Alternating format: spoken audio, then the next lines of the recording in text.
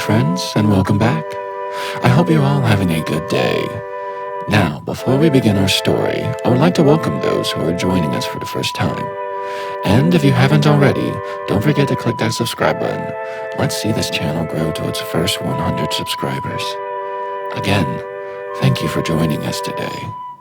Let us begin.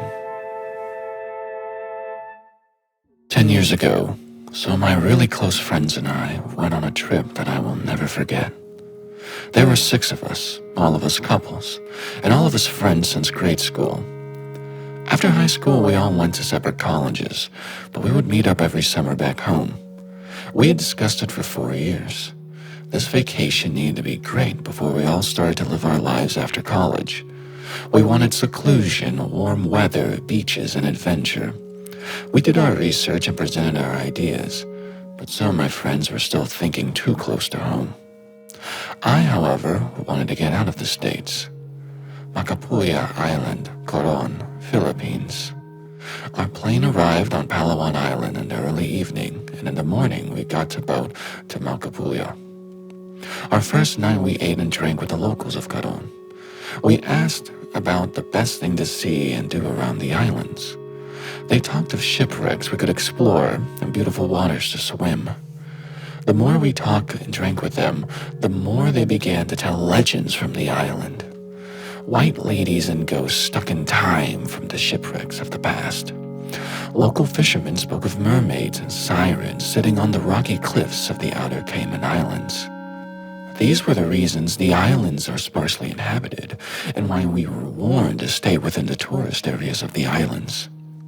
The next morning our boat left, and we made many stops on other islands along the way to Makapuya Island. We arrived around supper time with 3 other couples. Our first night at the island was fun, but uneventful considering what was yet to come. We woke late in the morning, and during brunch we decided on the itinerary for the rest of the day. An hour or so later we met up with our packs and started our hike for the day. The path twisted and turned through branches of tall trees and was adorned with beautiful exotic flowers. About an hour before darkness began to fall, we stopped and set up camp a few hundred yards away from a blue-green lagoon. By the time darkness fell, we had a rolling fire and full bellies. Once the fire fizzled out and we had all taken a swim, we tucked into our tents for the night.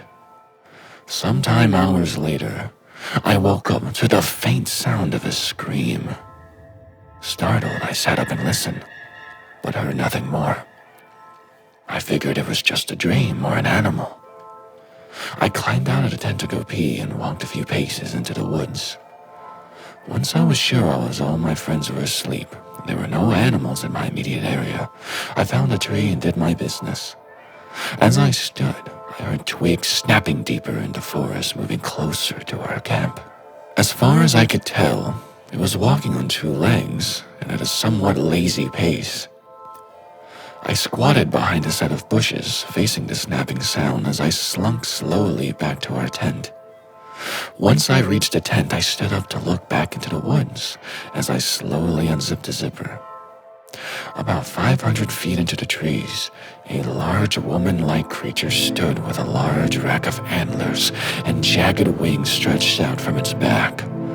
With a screech and a gut-wrenching sound of skin and muscle ripping, the creature ripped itself in half with the wings carrying the torso high above the trees. I quickly tucked myself through the opening of the tent and zipped it shut behind me. I sat on my sleeping bag, too afraid to breathe. I am not sure how long I sat there, but it felt like forever before I heard the very faint sound of someone screaming in pain. I could feel the fear as it echoed to my ears, barely audible. I know sleep would not come to me for the rest of the night. The next morning when everyone awoke, they could see how tired I was. I didn't go for a morning swim with them. Instead, I spent the time tearing down camp so we could leave as soon as possible.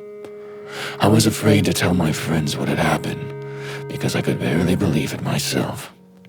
By the time we made it back to the beach when we arrived, my friends could tell something was wrong. On the boat ride back to Coron, I told them what happened. The captain of our boat said it sounded like I'd run into a Manananggal. He said they come out at night and feed on the blood of pregnant women and the sick. Local villages have become so accustomed to nightly visits that they have started to leave the terminally ill in a hut along the edge of the surrounding islands in order to keep her away from the pregnant women in the beaches. We were all lucky to have made it home in one piece.